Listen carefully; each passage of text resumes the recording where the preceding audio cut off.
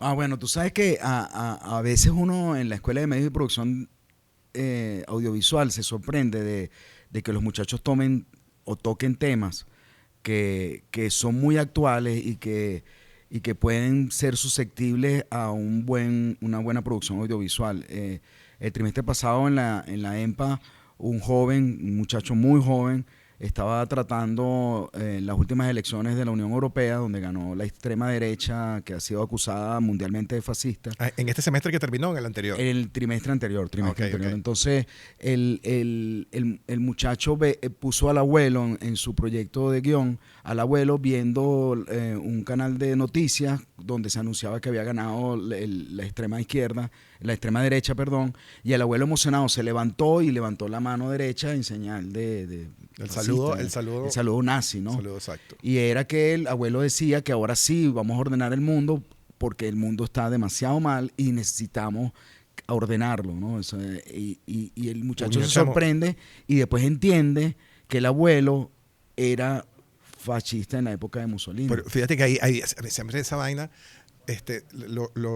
la amenaza en el mundo no son los fascistas viejos, ¿sabes? Esos enamorados del franquismo que vinieron con las hambrunas españolas que ocurrieron después de la guerra civil y que llegaron aquí en Venezuela, que están todos metidos en la hermandad gallega y en el centro asturiano y ese tipo de vaina. No, no, esos no son los fascistas que dan miedo. Los fascistas que dan miedo es el verdadero la nueva vuelta, chamo, el nuevo regreso, que La- son los jóvenes, pana, que son los jóvenes.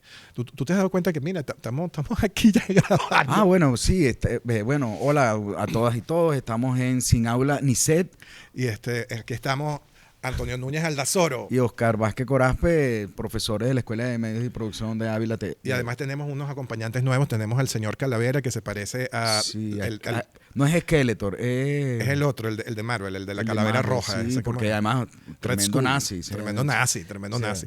Tenemos un zombie que es un poco como la metáfora de la sociedad humana alienada. Al perro Salchicha Gordo Bachicha, que es una canción de Walsh. Tenemos así Tripio de la Guerra de las Galaxias que Un termina héroe siendo antifascista. Sí, pero también es un esclavo cibernético. Es O un sea, esclavo sí, cibernético, es verdad. sí, sí, Es sí, verdad. que sirve al otro y no piensa. Mire, ¿de qué vamos a hablar hoy? Mira, precisamente hablando de la calavera y hablando de la anécdota de este estudiante de la Escuela de Medios de Producción Audiovisual, del fascismo, que es un tema muy actual. Sí. A veces cuando la gente habla de fascismo cree que es algo muy antiguo, algo que se ve en las películas porque era algo de histórico que ya pasó. Que es una Y cosa así como un poco de alemanes bien vestidos matando sí, judíos. O sea, sí, vestido por Hugo Boss además, además ¿no? vestidos por Hugo Boss, por supuesto. Pero no, o sea, lo que ha pasado últimamente, no solamente en Venezuela, sino en el mundo entero, es como dices tú, una segunda avenida, como Fusaro, ¿no? No, Fusaro no es el que lo dice. Creo que es Bifo Virardi. Ok, ok. Sí, que estamos viviendo una época muy complicada y los Sí. productos culturales, de alguna forma, en dos vertientes, están reflejando eso que está ocurriendo para denunciarlo, pero lo que más es peligroso es que también hay productos culturales que están haciendo el servicio, sabiéndolo o no, a ese neofascismo que está recorriendo como un fantasma, pero bastante negativo el planeta entero. Sí, no, es otro fantasma que recorre Europa, no el fantasma de los obreros rebelándose, sino Exacto. el fantasma de la rebelión de los poderes, justamente, ¿no?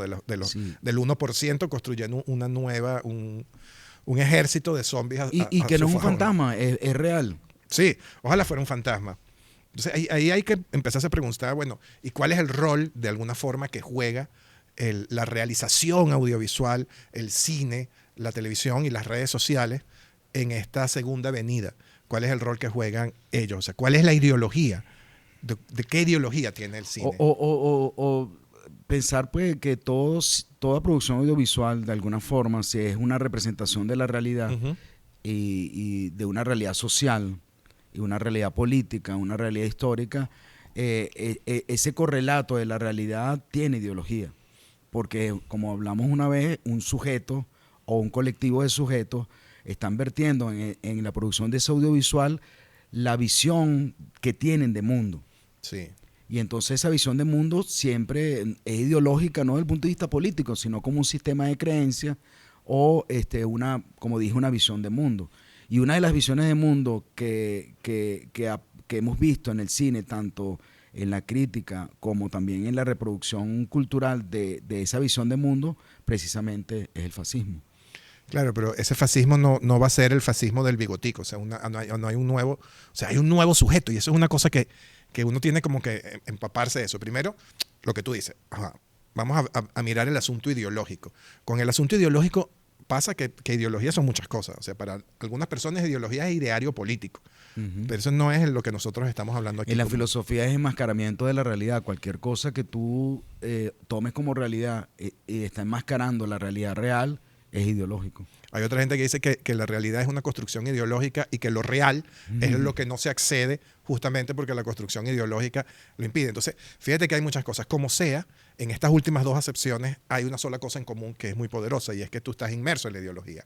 O sea, tú naces al mundo, eres arrojado al mundo y eres arrojado a un universo ideológico, porque estás arrojado a unas relaciones sociales, estás arrojado a una cultura, estás arrojado a un lenguaje, estás arrojado a una forma de ser. A un pensamiento hegemónico. A un pensamiento hegemónico, a unos amos y a unos esclavos. Y eres o de los amos o de los esclavos. Con mayor probabilidad de los esclavos, porque si menos del 1% son los amos, quiere decir que si tú tienes que tener un dado, una vez de cada 100 te va a salir. Y esto se representa en el cine, repito. Sí. En el cine y en toda producción audiovisual. El problema o el reto de todo pedagogo o todo docente en el mundo audiovisual es que no solamente, como hemos dicho, podemos estar ceñidos a la producción audiovisual desde el punto de vista técnico, sino que también el audiovisual sí está representando la realidad, cuánto ese muchacho está vertiendo, no solamente de su historia, sino de su visión de mundo y por tanto su ideología en el audiovisual. Fíjate, eso es... Que es lo peligroso por lo que dices tú, porque hoy en día existe un nuevo sujeto que puede compartir ideas fascistas sin saberlo. Sí, no, porque es que ellos, o sea, no creo que exista una voluntad profascista directamente establecida en unos grupos jóvenes. Mira esto que pasa mucho cuando uno ve los streamers, el pensamiento del streamer. El pensamiento del streamer reproduce cosas así como pobre es pobre porque quiere. Uh-huh. Entonces, cuando usted ve que alguien está diciendo que pobre es pobre porque quiere, más allá de si vamos o no a cuestionar esa frase como una idea, esa frase pertenece a una ideología. Es parte de una serie de creencias, es parte además de un ideario político. Es el ideario político del fascismo el que está hablando a través de este chamo. Si entendemos fascismo como una cultura, una práctica política y un sistema de creencias donde una clase hegemónica por poder económico, poder social, poder militar, trata de anular con cualquier metodología esa clase subordinada y hoy en día, como le decimos, racializada.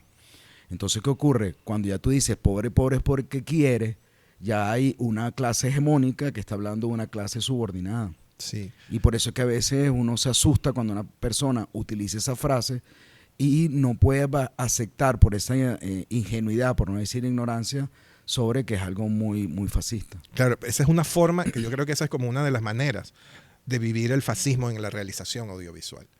O sea, a mí me parece que el fascismo en la realización audiovisual se vive de varias maneras, o sea, se experimenta de varias maneras.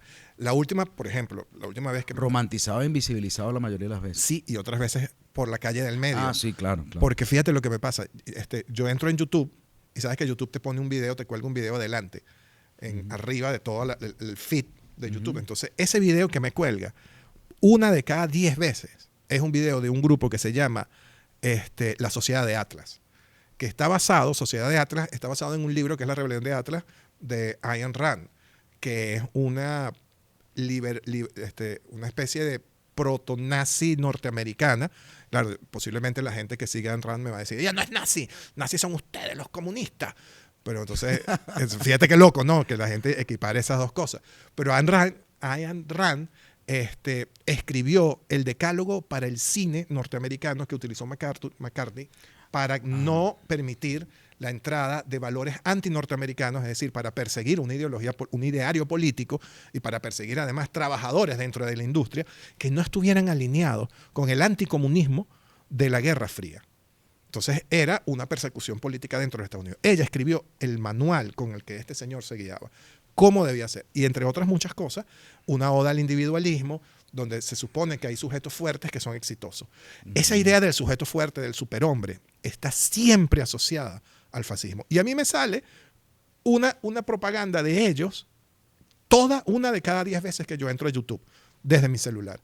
Es decir, que YouTube está convencido de que esta gente me puede hablar a mí desde un lugar y me está publicando a mí como un sujeto al que tiene que abandonar las cosas que está viendo, que son como o muy de izquierdosas o muy progre o muy todo eso. O sea, te tratan de anular. Me están tratando de contaminar de una serie de ideas, para que tú veas, con un contenido pagado. Esa gente tiene 1.200 videos en una cuenta que no tiene ni 2 años. Entonces tú me dirás, 1.200 videos, ¿cuánto cuestan hacerlo? Uh-huh. Entonces, en un lapso de tiempo tan corto.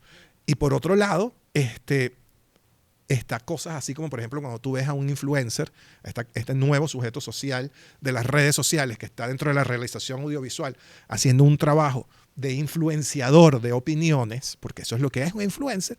Entonces se vive el audiovisual oyendo carajos que están diciendo, por ejemplo, if you get woke, you get broke. Uh-huh. Que es, bueno, sí, entonces abrazas, por ejemplo, el proyecto reivindicativo feminista, o el proyecto de lucha feminista, o el proyecto de lucha contra los sujetos racializados, antirracista.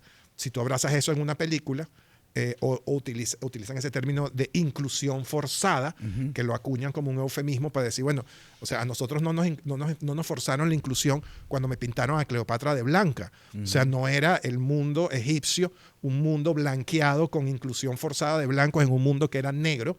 A Jesucristo no nos lo forzaron con un carajo que se veía como un italiano del siglo XIX, un tipo nórdico con el pelito amarillo y los ojitos verdes, uh-huh, cuando, bueno, o sea, si nació en Palestina, pues tenía que verse como un palestino de la época. Lo más seguro es que era nariz aguileña, moreno y chibúo feo, ¿sabes? No, es como lo presocrático en la filosofía, que todos eran de Egipto y del todos norte eran de África. Entonces, no, los griegos. Sí, no, o sea, puro catirito, puro chelito, dirían en Mesoamérica. Pero a ver, todo eso te estoy diciendo es porque todo esto son justamente racializaciones y respuestas contrarias a estrategias de equiparar cierto ejercicio hegemónico de la presencia de la cultura europea blanca, dominante, machista, como decía un señor que se llama Grofogel, que dice que el sistema era capitalista, heteronormado, que era lo otro, blanco, europeo y judeocristiano. Entonces, con todo ese aparato, ellos están justamente montándose sobre esa película.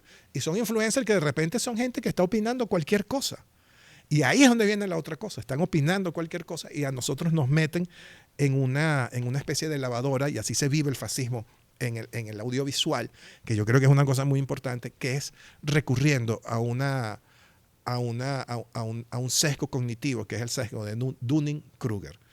Uh-huh. Dunning-Kruger es el sesgo cognitivo donde la gente que menos sabe cree que más sabe de un tema. Sí, y después entras en un proceso de depresión porque te das cuenta que estás en el valle de la desesperación. El valle sí. El valle de la desesperación, donde tú crees que eres un farsante porque te das cuenta que no sabes, y lo que realmente pasa es que pasaste el valle donde tú te crees que lo sabes, la cresta donde crees que lo sabes todo, y descubres cuánto hay que saber de esa disciplina en particular, y después viene lo que se llama la meseta del conocimiento, que es una cosa que vas ascendiendo poco a poco. Con mucho dolor y mucho esfuerzo. Y entonces empiezas a estar en la posición de Y que nunca llega a la cúspide cúspide que hace ese valle de la incertidumbre. No, ni tampoco el pico, que yo lo llamo el del cuñado proverbial, que es ese cuñado que todos tenemos que sabe de todo. Que es capaz de hablarte de economía. O de la persona empoderada, pero que habla desde el poder y no desde el conocimiento. Exacto. Porque es que ahí no hay conocimiento. Pero y hablando de empoderamiento y racialización, fíjate que son dos términos que se están utilizando mucho ahorita, uh-huh, que también muestran ese ejercicio de poder que a otros niveles podemos llamar neofascismo, ¿no? O sea, uh-huh, que es que te ejerzo sobre ti un poder, y en la medida en que yo tenga bastante poder, te racializo, o sea, te segrego discursivamente, uh-huh, te segrego socialmente, pero lo que nos compete acá también simbólicamente o audiovisualmente, ¿no? Que es lo que ocurre. O sea, la cuestión es ver cómo se ve el fascismo en el cine, que sería nuestro segundo punto. Sí, cómo se ve el fascismo en el cine, cómo se comporta el fascismo en el cine y cómo se vive en la realización audiovisual. Fíjate, yo he estado viendo, para esto he estado viendo, porque tengo mucho rato en este tema sobre el fascismo, como desmenuzándolo para tratar de entender qué es lo que pasa. porque siento que hay una vuelta muy grande del fascismo hacia ese nuevo sujeto social, que ya no es la clase obrera como se entendía en el siglo XX, en la década de los 60, sino que a partir de la década de los 90 aparece un nuevo sujeto social que es el joven. Un joven que se extiende hasta los 45 años. Pero ese joven se extiende a los 45 años en realidad porque las cosas que diferencian un joven de un adulto durante el siglo XX era en el momento en que tú tenías casa propia, tenías acceso garantizado a la salud pública y tenías por supuesto, una familia, así sea una familia nuclear, pero tenías una familia que tú podías sostener con un empleo. Sí, la realización individual estaba asociada a la adultez. A la adultez. Y como la realización personal no se da, claro, somos Forever Young. Forever Young, porque además esto tiene un sentido histórico, que yo lo tengo que decir aquí, antes de continuar con el punto que estamos hablando sobre cómo se vive en el cine. Y es un sentido histórico que tiene que ver con Gerald Ford. Okay. Gerald Ford, que es el presidente que se monta después de que sacan a Nixon en su segunda presidencia, que lo votan, que le dicen usted se va para afuera por el caso de Watergate, es la vaina. Sí. Con el caso de Watergate. Entonces, Gerald Ford se compincha, o sea, es parte de una movida de encompinchamiento. Su vicepresidente era nada más y nada menos que Nelson Rockefeller. O sea, imagínate, Rockefeller. Exacto, imagínate. Algún día tenemos que hablar del cine venezolano y también Rockefeller. Y también Rockefeller. Yo estoy haciendo una tesis justamente sobre la cultura venezolana y Nelson Rockefeller.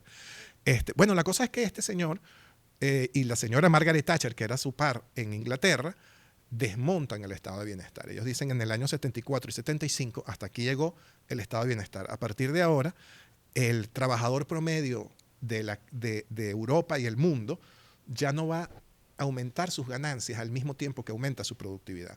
Es decir, productividad y ganancias ya no van a tener nada que ver. El trabajador va a ser cada vez más productivo y ha seguido siendo cada vez más productivo, y el trabajador dejó de ganar lo que ganaba, o sea, la relación que tenía con esa productividad. De ahora en adelante, pobre va a ser el que quiera. Pobre va a ser el que quiera. Y claro, y empiezan a construir todo ese imaginario. Claro. La responsabilidad de la pobreza. Entonces, que es altamente ideológico, claro, y evidentemente ideológico. Pero ¿qué ocurre? Eso pasa en el 74. En los 90, ya el efecto era evidente. Hay una nueva generación de trabajadores que a los 25 años no se van a poder comprar casa.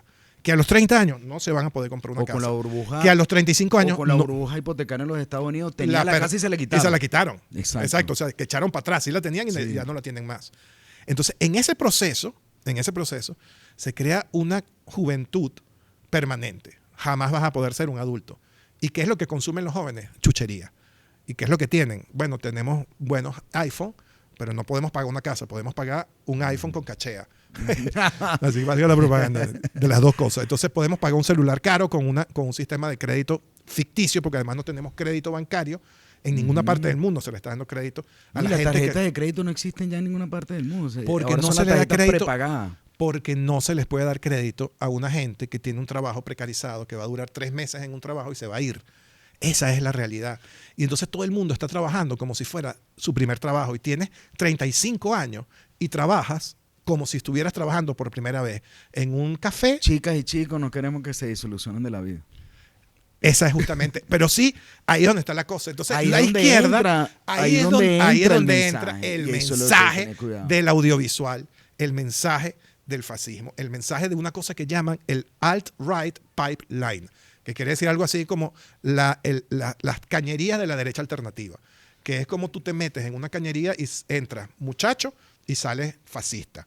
Literalmente. Entonces explican el fenómeno Bolsonaro, explican el fenómeno Trump, explican el fenómeno Milei. O sea, el odio a la casta, el odio a lo pasado, odio a la tradición. Ellos están construyendo un nuevo tipo de imaginario rebelde en la juventud, porque la izquierda hace lo que acabamos de hacer, decirles prácticamente, o sea, bajaron a Santa María, cerremos esta vaina porque todo se acabó.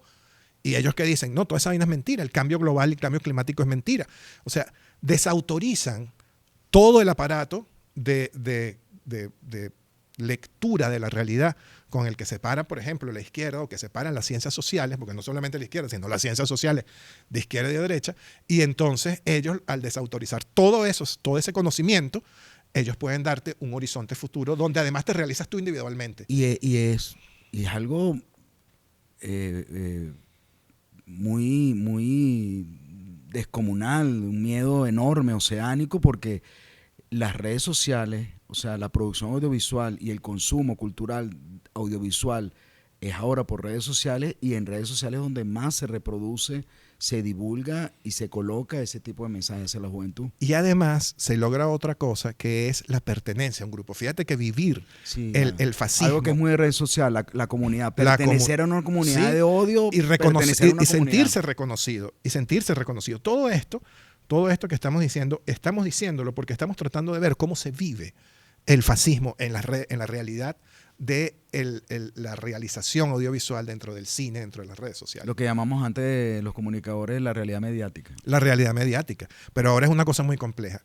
Estos muchachos quieren reconocimiento. Mucho más real, pareciera mucho más real. Mira, Julia Buenaventura, que es una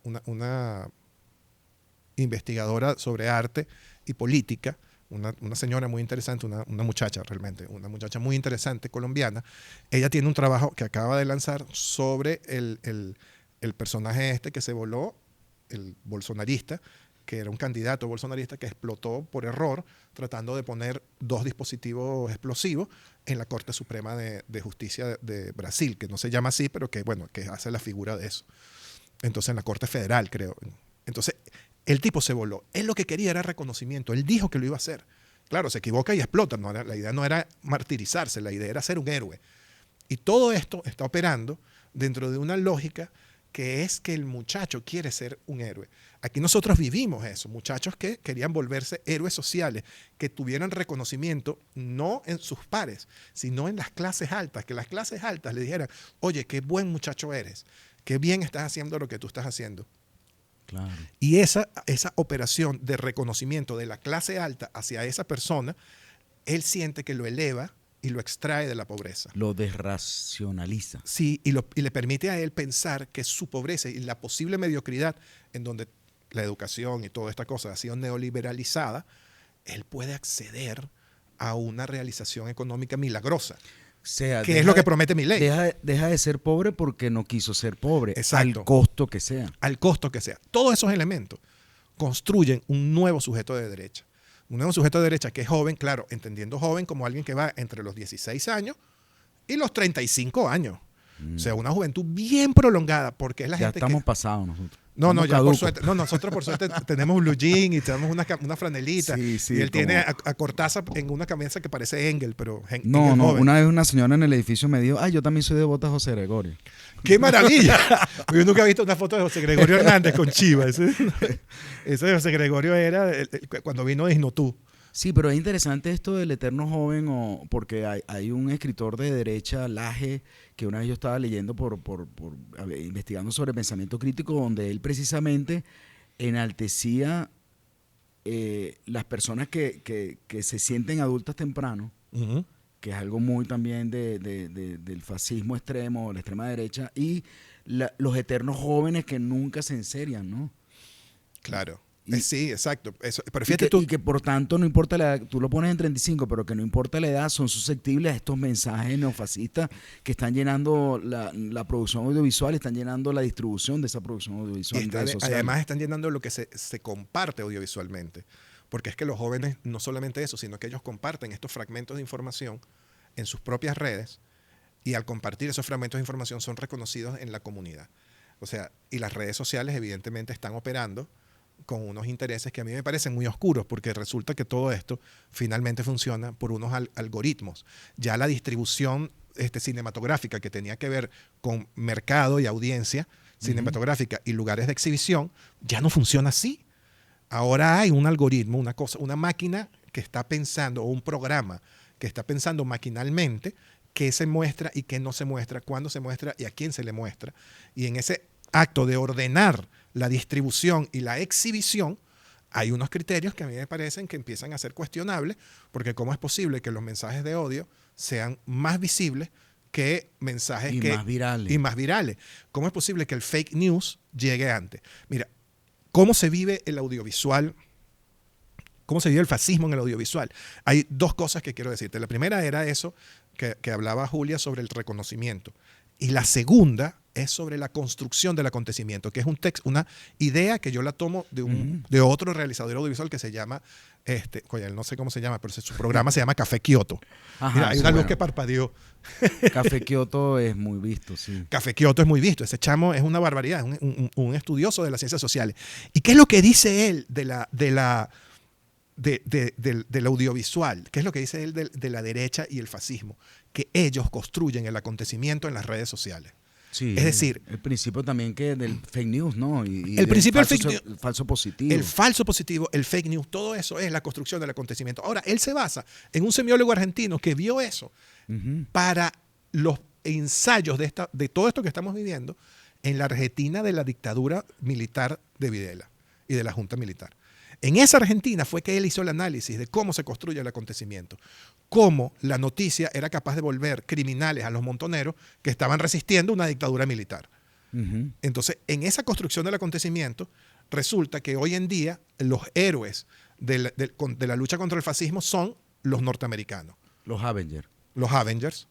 De hecho, son los Avengers. Sí, exacto. Ya ni siquiera son los soldados norteamericanos. Y son el pueblo los referentes culturales para la realidad real cuando vienen de la realidad mediática o simbólica. Y por otro lado, los que se enfrentaron y dieron el cuero para acabar con el fascismo, que fue la Unión Soviética, el pueblo soviético, son considerados como lo mismo. Son considerados como que están al mismo nivel que el fascismo. Es decir, son como una especie de alterfascismo. Entonces, nos venden la historia de los dos demonios, que es, o sea, el mito de los dos demonios. O sea, son como demonios contrarios, pero equivalentes. Como ese cuento reduccionista donde te dicen, bueno, pero es que la otra cara de la moneda es la misma moneda. Sí. Entonces, bueno, todo eso que te estoy diciendo es porque este muchacho... el peor malo. Exacto, como el peor mal, el menor mal, pero son malos los dos. Pero entonces eso no es lo que está pasando. Hay otras lecturas posibles. Y lo que realmente ocurre es que bajo ese criterio se empiezan a reproducir los valores del tecnocratismo. Yo quisiera como mirar, Antonio, ¿qué piensas tú que podemos usar para poder identificar el fascismo en el cine? Mira, y en el audiovisual. Claro, como todo discurso, siendo este un correlato de la realidad, las estructuras de la realidad se replican en la estructura discursiva, en este caso audiovisual, tanto de cine como producción audiovisual para redes sociales. Y entonces uno está viendo que, por ejemplo, cómo se representan los grupos. O sea, una de las cosas importantes, o sea, Pablo Iglesias tiene un libro muy famoso, este politólogo y comunicólogo español, que se llama algo así como Maquiavelo va al cine. Seguramente vamos a poner aquí la referencia, Maquiavelo va al cine, donde él dice que hay que el cine como un elemento para entender la sociedad, tenemos que ver cómo esos grupos de poder y los grupos racializados o los grupos hegemónicos y los grupos subordinados se representan en el cine porque están replicando lo que pasa en la realidad.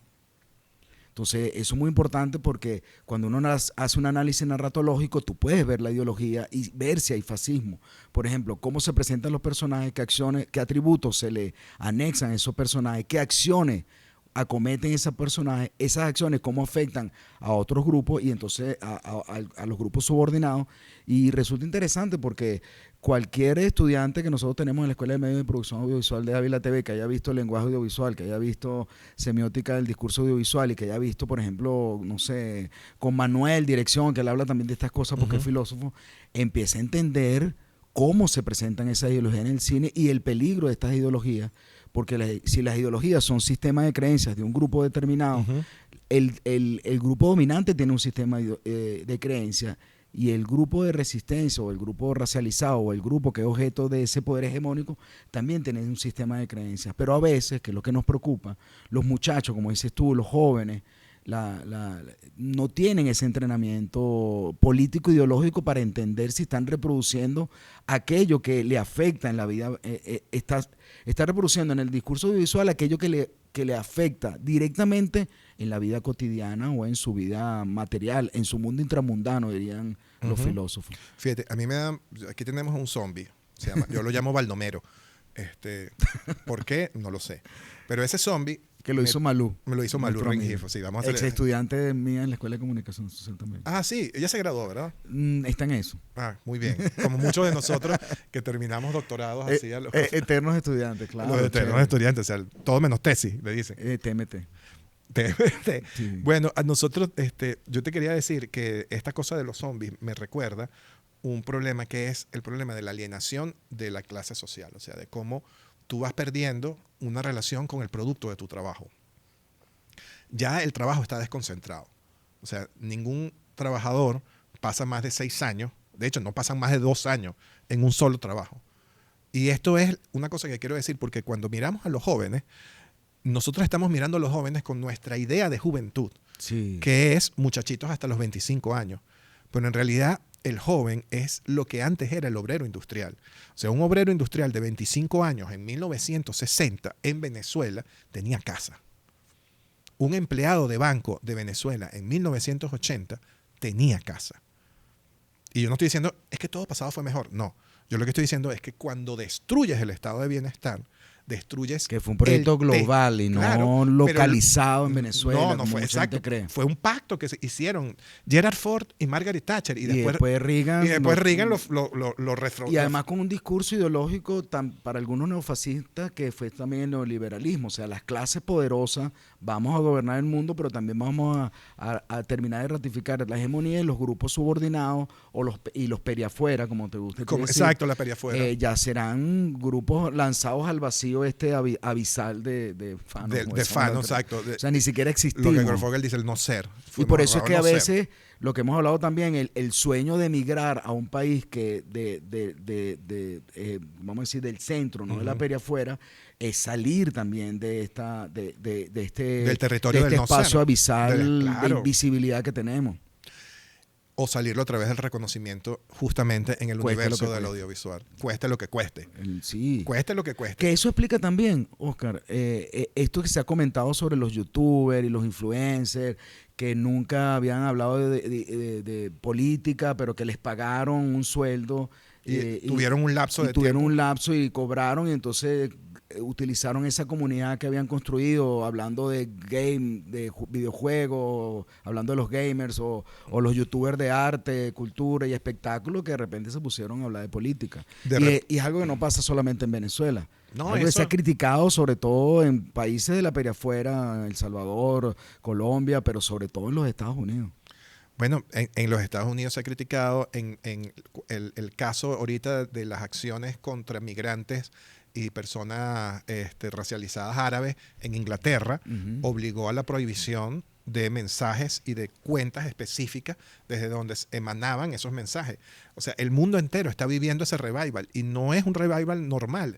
O sea, estamos mirando además ese momento como justamente el fascismo antes de tomar el poder en el nazismo, Sí, me antes de pones a tomar el pensar poder en el en la 33, islamofobia.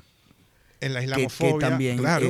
termina siendo un discurso, cuáles son los soportes de ese discurso, y uno de los discursos y uno de los soportes más importantes de ese discurso es el audiovisual. Es el audiovisual. ¿Por qué? Porque entonces el enemigo es el Islam. Así como el enemigo en una época eran los rusos, después en otra época eran los chinos, ahora después hay un enemigo en el que los talibanes, que en Rambo 1 eran buenos, en Rambo 3, ¿te acuerdas? Sí, sí, Él sí, va a sí, Afganistán a salvar a los talibanes, ahora los talibanes son los malos. Pero con los talibanes realmente estás hablando es del universo árabe, porque en la mentalidad europea, cualquier moreno con turbante, esa vaina es un árabe.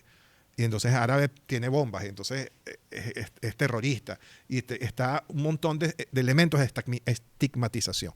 Fíjate, Humberto Eco, ahorita para pensar un poco cómo reconocemos un fascista, porque bueno, o sea, ¿cómo se reconoce el fascismo? ¿Cómo lo vemos? ¿De qué manera entendemos nosotros eso? Que es una cosa que uno tiene que empezar como a puntualizar. Humberto Eco da 14 características. No las voy a leer todas, no las voy a citar todas, pero voy a poner algunas que me parecen como sumamente preocupantes. La primera, bueno, es una clase social completa frustrada. Pero esa clase social completa frustrada no basta sola. O sea, no es solamente el nivel de frustración lo que necesita. Y esa clase social completa frustrada es esto que yo te digo, que lo que antes era la clase obrera, industrial y comercial global, de repente ahora es la juventud. O sea, o esa cosa que nosotros llamamos juventud, que es la gente trabajadores jóvenes que entran al mundo del mercado laboral sin mucha preparación y absolutamente sin posibilidades de obtener las premisas básicas de una vida de un obrero, que bueno, su casa, su familia, su derecho a la educación, su derecho a la salud. Y a veces lo reducen al sistema político cuando es el sistema económico, porque ahorita está muy de moda en instituciones de investigación política en Estados Unidos y en Europa si el modelo democrático todavía funciona. Claro, ellos están empezando a cuestionar el modelo democrático, pero lo están cuestionando justamente el polo. O sea, hay un polo de ese cuestionamiento que es el polo que yo creo que es el aceleracionismo. Yo lo llamo así, pues, ¿no? O sea, al aceleracionismo fascista, que es una cosa que quiere buscar el colapso de la sociedad, porque ellos, en ese colapso, ellos van a obtener mayores ganancias. El que estamos ante eso en los Estados Unidos de Norteamérica, sí, en este momento. Y que ha sido también, por ejemplo, el caso de Milei. ¿Entiendes? Aunque Milei es un liberal y Trump es un proteccionista, ambos están apostando a una aceleración. Y bueno, y Biden está apostando, y esa cosa que se ve como que el Estado profundo norteamericano está apostando a un rápido colapso de toda la situación posible, tanto política, militarmente hablando y también ecológicamente hablando. La otra cosa que eso tiene que ver es el rechazo a la razón, al conocimiento. Ok. Eso es una cosa muy poderosa. Y el discurso New Age estuvo muy vinculado a el eso. El discurso New Age y toda esa maremango. Los chakras, todas estas cosas. Hay un rechazo al conocimiento, un rechazo. Sí. Viva la doxa bajo el episteme. Sí, que uno puede tener cierto amorcito por eso, hasta que uno se da cuenta que bueno, ¿en qué sentido? O sea, el saber de la doxa, el saber del episteme, cómo operan esas dos cosas, cómo se validan, en qué espacios funcionan bien, en qué espacios funcionan mal. Pero el problema es cuando tú de forma absoluta tú rechazas aspectos objetivos de la realidad. O sea, tú no puedes rechazar el cambio climático. O sea, un caraqueño de hoy en día sabe perfectamente la temperatura de la ciudad en diciembre hace 15 años. Sí. Y está completamente consciente de la variación de los patrones de lluvia, así tú no siembres. Pero tú sabes, dices, coño, pero ¿por qué está lloviendo tanto en noviembre? Noviembre rara vez era un mes de lluvia. Ahora tenemos noviembres húmedos, diciembres calurosos, y eso tiene que decirte que, bueno, algo en los patrones climáticos cambió. Sí, porque también los científicos viró a una invisibilización para ponerlo al servicio de las grandes corporaciones. Por supuesto, pero el servicio de las grandes corporaciones tiene un correlato, y ese es el asunto. El fascismo no es una cosa de gente pobre. El fascismo es la ideología de los pobres que crea y construye las grandes corporaciones porque están a punto de dar un zarpazo muy grande a la economía. El aparato industrial alemán. Hablando de eco, estamos apocalípticos y no tanto integrados. Sí, no tan integrados para nada.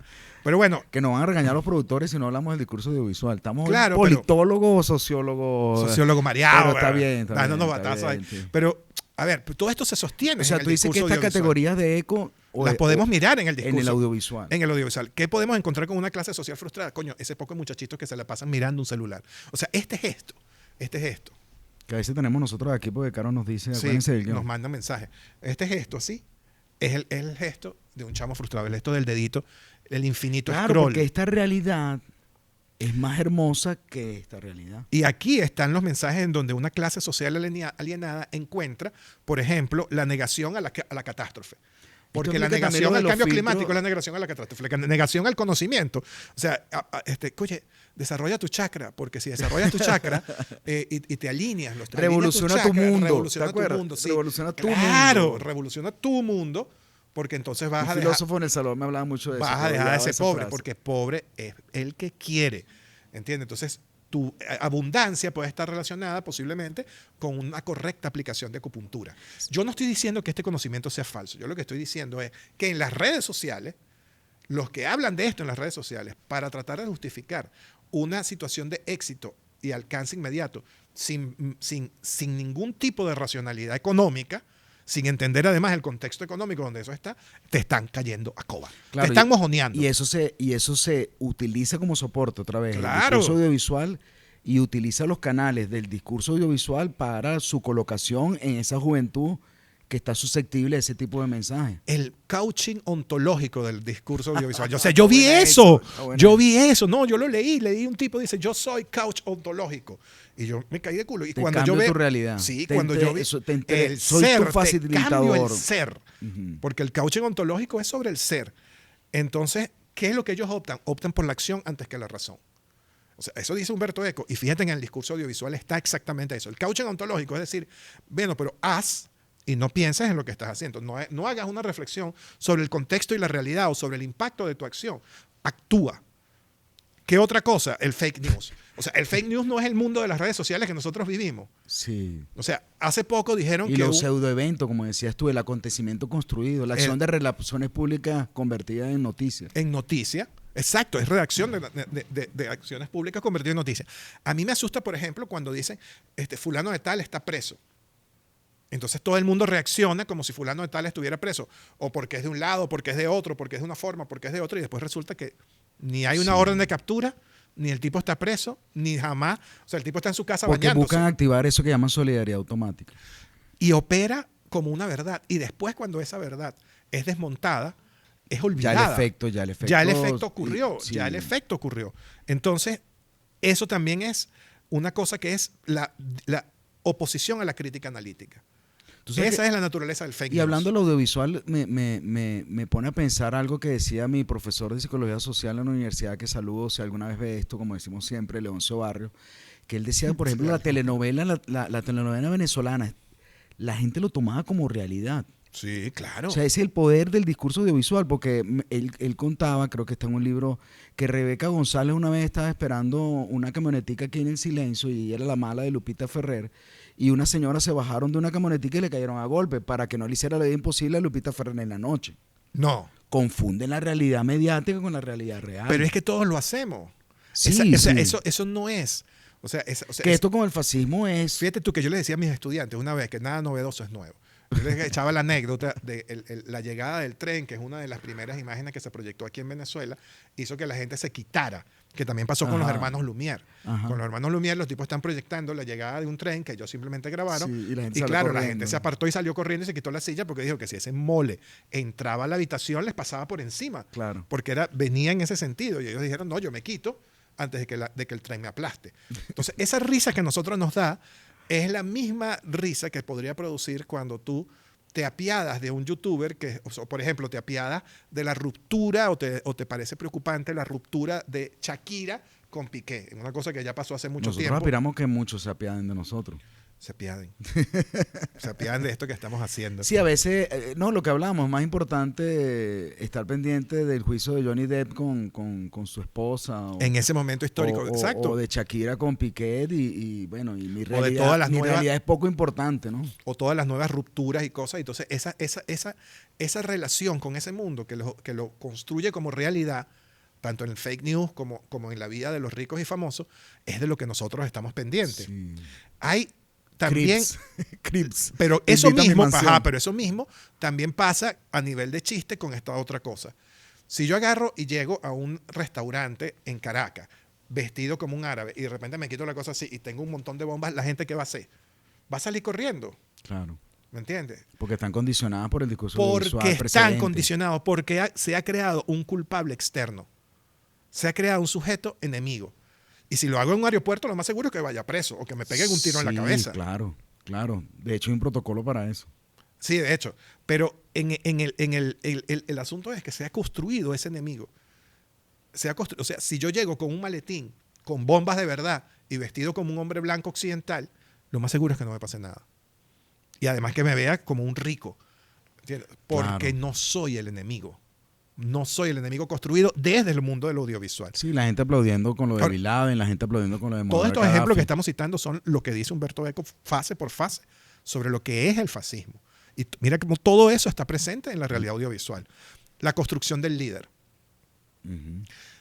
El marketing político contemporáneo que construye a Bolsonaro, que construyó a Donald Trump, que posibilitó la llegada de la derecha a Austria, que posibilitó la llegada de la extrema derecha a través de un personaje que se vuelve como el salvador frente a la locura de ese desorden en el que la sociedad vive, porque es un desorden que los hombres se casen con los hombres, porque es un desorden que las mujeres tengan igualdad de derechos, porque es un desorden que los negros puedan vivir en mi propio país. Uh-huh. ¿Sabes? Que esto no es posible que en España hayan venido negros. Entonces, toda esa construcción del héroe que va a venir a salvar esto, Milei acabando con la casta que empobreció a la Argentina. Aunque con una sierra, además, con instrumentos. Con una sierra, en un acto de acción violenta increíble, Y además diciendo cosas de las que se tiene que retractar inmediatamente después. Ahí salió diciendo yo Pero jamás voy a China. negociar con los comunistas. Y bueno, la China sigue siendo gobernada por el Partido Sigue siendo Comunista. República Popular. Sigue siendo República Popular. O sea, tú puedes tener cualquier apreciación sobre la economía china y la cosa, pero sigue siendo una economía centralmente planificada y con objetivos que están dictados desde un buró comunista. Claro. Entonces, bueno, ¿cómo es que está? Bueno, la cosa no es para burlarse de Milei, es para decir que este sujeto es construido mediáticamente, es construido desde el cine, es construido desde el audiovisual, incluso construido antes de que se construya. Es decir, fíjate, una de las cosas que los norteamericanos han hecho constantemente es tratar de validar la idea de que la tortura es una forma legítima de defensa. Una forma legítima en el que un grupo de personas puede hacerlo. El otro día vi un capítulo de Doctor House. Imagínate lo viejo de lo que una película, o sea, una serie que tiene años que ya no sale. Y en Doctor House hay un capítulo donde él le quita el aire a un candidato negro norteamericano para que diga de verdad si había tenido sexo con no sé qué vaina. Y en efecto el tipo había tenido sexo con no sé qué cosa. En el hospital. En el hospital. Entonces, ¿qué es lo que él está haciendo? Está legitimando la tortura. Sí, romantizando. No romantizándola, no, legitimándola por completo. Porque él está por un bien mayor haciéndole un mal momentáneo que es ficticio porque él no lo va a dejar morir, pero lo está amenazando, lo está torturando. Es la tortura norteamericana que ellos llaman eufemísticamente simulación de tortura. Ahora, esto que te estoy diciendo tiene que ver con la capacidad que tiene el audiovisual para construir una serie de elementos que hablan sobre la voluntad popular y los liderazgos que son capaces de interpretarla. Y todo esto es un elemento de lo que Humberto Eco considera los 14 puntos del fascismo, de cómo reconocer un fascista. Y fíjate tú cómo los encontramos uno a uno, todos en la realización audiovisual. Cuando tú dices que lo nuevo nunca es nuevo, porque también me recuerda al filósofo. Lo nuevo no es novedoso. Lo nuevo no es novedoso, es que neofascismo es que siempre ha habido fascismo. Sí, siempre ha habido la tendencia de una clase dominante a través de sus instrumentos para dominar o anular o exterminar a una clase menor que amenaza. Por eso decimos que el neofascismo ya no es estrictamente contra un grupo religioso o social, sino contra estas nuevas identidades. Claro, esos son los sujetos peligrosos, pues. O sea, una mujer transexual, un joven el matrimonio gay, igualitario, pero también imagínate tú, el derecho a la igualdad salarial de la mujer. Una vaina que uno piensa, bueno, eso es de cajón, pues. O sea, eso no debería. Pero hay gente que todavía piensa que ese reclamo es una victimización. Los pueblos originarios, los afrodescendientes. Los pueblos originarios son gente que además se victimiza. ¿Cuántas veces uno no habla del exterminio sistemático que ocurrió en América de parte de toda la racionalidad europea y además de los poderes europeos? Con una fundamentación filosófica, hemos hablado del positivismo, el orden y el progreso. O sea, una cosa que empezó a ocurrir en 1492 y siguió ocurriendo. Chamo, hay una luz que se va.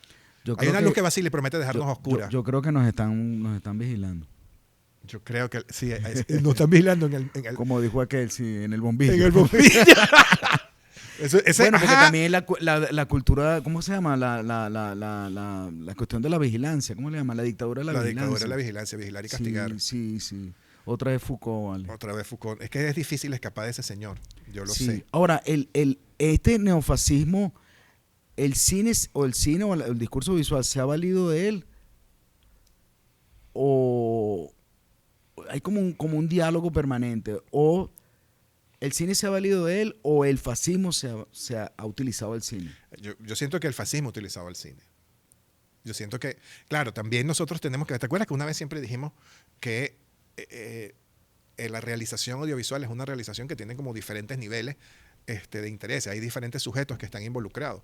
Una cosa es lo que piensa el realizador, otra cosa es lo que piensa el productor ejecutivo, que es el dueño de la obra, de la realización audiovisual. Y ahora que además tenemos que los sistemas de distribución y exhibición son redes sociales o canales digitales de streaming, de televisión on demand y ese tipo de producción de video on demand, como sistemas de distribución, todo eso está controlado por algoritmos que están diseñados con un criterio político. Sí, en estos días estaba Ignacio Ramonet en Venezuela y Y hablando de esto, de que los colectivos se han atomizado, o sea, las masas se han desmasificado, me pone a pensar eso que dices tú, de que no es que es el individuo, sino que ahora los neofascistas ven un tipo de cine, o sea, no es solamente una individualización, que el individuo ahora manda, sino que los colectivos particulares hegemónicos ven un tipo de realización audiovisual, porque si no, No se propagaría a esa velocidad. Sí, y no se fuese a él, o sea, como decimos, o sea, hay tantos videos en redes sociales que se viralizan, que tienen unos contenidos de verdad bastante cuestionables desde nuestra óptica o nuestro paradigma moral, ¿no? No así el de ellos. Sí. Ahí tenemos ese gran problema de cómo el cine ha sido cooptado por esta realización y va creando además esos grupos como de interés pequeños, porque además son pequeñas comunidades que lo que hacen es resonar mucha información y que además permiten instalar en las grandes masas las ideas fascistas y poniendo a la gente en la disposición de actuar como carne de cañón fascista en un momento determinado. Sí, porque cuando uno habla de la relación de fascismo y cine, uno piensa, por ejemplo, en toda la producción cultural nazi, por ejemplo, hablando del fascismo histórico. Exacto, ¿no? hablando del fascismo que históricamente ocurrió. Ahí el cine estuvo, o la producción audiovisual estuvo al servicio del fascismo. Bueno, nosotros tenemos una gran cantidad de documentos audiovisuales de los discursos de Hitler. O sea, el Führer no fue una cosa, sí, es una luz que vacila. Yo siento que cuando podemos con Bela Lugosi, es que mira, ahí está Bela Lugosi. ¿Viste? Ese es Bela Lugosi. Ese fascismo, o sea, nosotros vemos esos discursos, existen esos discursos, porque a nivel audiovisual se hizo un registro y una reproducción y una redistribución muy grande de ese tipo de contenido. Porque cuando se asocia el fascismo a la supremacía, en el caso del nazismo, a la supremacía aria, a la supremacía blanca, que eso se puede comparar después con otros países en sociedades más en la actualidad, estaba pensado para eso, ¿no? O sea, estaba pensado para colocar esa ideología, ese pensamiento fascista en la mente de unas masas, ¿no? De un colectivo ingente. Sí, tú sabes que hay un cuento sobre esto que tiene que ver con la realización audiovisual, no necesariamente cinematográfica o más visual, sino más audio. La estrategia de los discos grabados de Hitler, en el momento en que ellos estaban optando por la Cancillería. El partido Nacional Socialista nazi era muy pequeño, en realidad era minoritario, no era una fuerza nacional. ¿Y qué es lo que ellos agarran? Ellos crean una serie de grabaciones del Führer, hacen alrededor de 36 discursos de 5 minutos, en donde el Führer habla a grupos sociales específicos, o sea, la hipersegmentación del mensaje. Eso es Goebbels. Es que siempre dicen que, claro, Goebbels es uno de los grandes teóricos de la propaganda política y la comunicación política. O sea, y pareciera que es el libro de cabecera de Elon Musk. Ajá. O sea, todas las cosas que hace Elon Musk con las redes sociales que controla. Uy, ahí hay otra corriente invisible de neofascismo, en el corporativismo actual, ¿no? En el corporativismo, claro. Es que el corporativismo es el papá del fascismo. Porque es el dueño. Bueno, sí, eso que hablabas tú del personaje que invisibiliza un colectivo, Hitler, la gente habla de Hitler, pero no el papel de la BMW, no ve el papel de la industria. De Bayer. De la industria, ¿sabes? Sí. Bayer, que tú tenías era una cosa sobre un amigo mío, un gran querido historiador, Osvaldo Bayer. Ah, sí, que yo te dije que seguramente era un buen historiador, porque si es Bayer, es bueno. Sí, pero fíjate, la Bayer tuvo un papel muy importante. Incluso claro, el Ciclón B. ¿Tú sabes lo que era el Ciclón B? De Múnich. También, pero ¿sabes lo que es el Ciclón B? Ajá. El Ciclón B era la sustancia que se usaba para matar a los judíos en los campos de concentración gaseándolos, era el gas. Okay. Y el Ciclón B era B porque era Bayer. Dios mío. Agárrate. Sí. El elemento naranja, para poner otro ejemplo, el elemento naranja es lo que hoy en día, que es lo que se lanzaba en los bosques de Vietnam para abrir senderos donde no habría bosque. Esa cosa lo hizo Monsanto. Pero mira. Y ahora Monsanto y Bayer son la misma compañía. Debe ser buena. Buenísima. Para lo que tienen que hacer. Pero fíjense, nos están hablando de que tenemos que ir.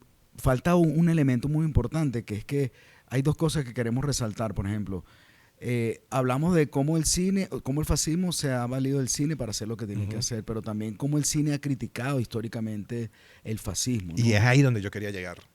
Es ahí donde yo quería llegar, porque hay una resistencia de las realizaciones audiovisuales en todos los medios de realización audiovisual posible al fascismo. No Y solamente lo de Spielberg y su. no solamente la lista de Schindler, que bueno, que sí lo es una forma de narrar esa tragedia del campo de concentración desde el punto de vista de cómo lo vivieron las comunidades judías. Pero existe una resistencia muy fuerte y que además tiene como una gran producción, un auge de producción en todos los medios de hace Y 15 años para y un acá. espectro de géneros o de tipos de tratamiento también del fascismo. Tú hablabas por ejemplo, La vida es bella, que es una película de los 90, pero también hablabas de Jojo Rabbit. O sea, Jojo sí, Rabbit. esa visión ingenua desde la mirada de un niño de lo que estaba pasando, que no es una romantización de los horrores del fascismo histórico, en este caso hitleriano, sino que era como los papás, en el caso de Scarlett Johansson en Jojo Rabbit, o en el caso de Roberto Benigni en La vida es bella, que hace el papel de papá, de tratar de suavizar un poco lo que estaba viviendo el niño, porque no llegaba a comprender realmente lo que estaba pasando. Tal vez mucho más radical Jojo Rabbit cuando la mamá sabe que el niño tiene una ideología ya instalada por medio de la propaganda nazi, pero él va descubriendo él mismo lo que está pasando, ¿no? Pero también hemos hablado de algunas películas en específico o cine de autor o cineastas que el fascismo siempre está de fondo para poderlo criticar. Hablábamos de Guillermo del Toro, por ejemplo. Sí, sí, que es como una mirada muy crítica al fascismo. De hecho, creo que no podemos pensar en una película de Guillermo del Toro que frontal o al menos tangencialmente no esté dándole trancazos a la idea del fascismo. Claro, Ni siquiera en sus guiones. Y tal vez es un temor actual de este revival, como llamas tú, este regreso de no solamente ideas fascistas, sino también de realizaciones, materializaciones y gestiones fascistas, como lo que ha pasado en la Unión Europea, lo que está pasando en los Estados Unidos con el corporativismo, ¿no?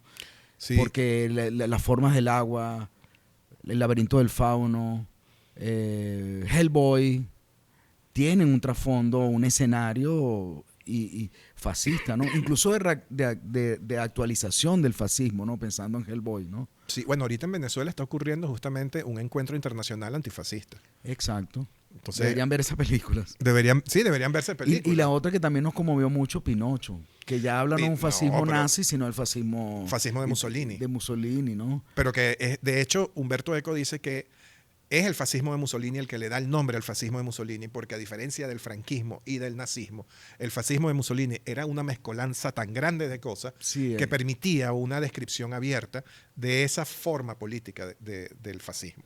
Sí, esa es además la forma que tienen. Y esa gran preocupación de Guillermo del Toro, repito, es una preocupación actualizada, actual, y que utiliza su producción cinematográfica para poder advertir a la sociedad mundial en su conjunto lo que son capaces de hacer los que tengan ideas fascistas, ahora ideas neofascistas. Mira, en Pinocho a mí me encanta esto de que el pueblo se va transformando, la gente se va, como dices tú, susceptibles a aceptar esa nueva realidad y que de manera casi que sugerente, invisible, con mucho píldora dorada, toda la gente después está inmersa en eso. ¿Y te acuerdas cuando Pinocho se rebela contra Mussolini, que en el show de Mussolini Pinocho le cambia la letra y hace otra cosa? Sí. Un poco como por intervención externa, ¿no? Pero lo termina haciendo y es un momento en el que tú te congracias un poco con la gente que tuvo que vivir el fascismo. Claro, y nadie la describe como película antifascista, pero que es lo maravilloso del cine. Sí. Ahora, ¿cómo lucharíamos en la actualidad o cómo nosotros podríamos enseñar a los muchachos y las muchachas los peligros del fascismo en el aula para que en sus producciones audiovisuales el fascismo no se haga de ellos para reproducir estas ideas.